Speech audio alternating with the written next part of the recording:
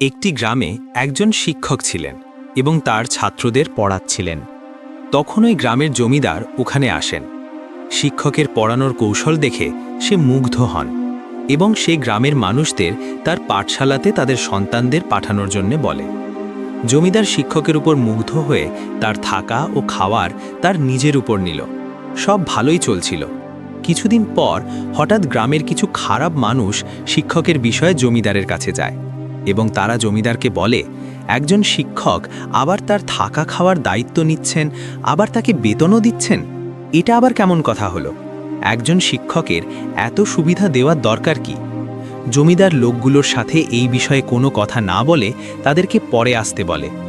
লোকগুলো যাবার পর অনেক চিন্তাভাবনা করে, কিন্তু বারবার ওই লোকগুলোর কথাই তার মনে পড়ে। তারপর একদিন সে তার পাঠশালাতে যায় এবং শিক্ষককে ডেকে তার থাকা খাওয়া বন্ধ করে ও বেতনের আধা অংশটুকু দেবার কথা বলে। কিন্তু শিক্ষক এ বিষয়ে কিছু বলে না। সে 6 মাস এভাবে শিক্ষকতা করতে থাকে। তারপর সে জমিদারকে ডেকে তার পাঠশালা থেকে শিক্ষকতা থেকে পদত্যাগ করল। তখন জমিদার ভাবল, একটা শিক্ষক গেছে তো কি হয়েছে, আরও শিক্ষক আছে। কিন্তু সে ওই বেতনে আর কোনো শিক্ষক খুঁজে পায় না।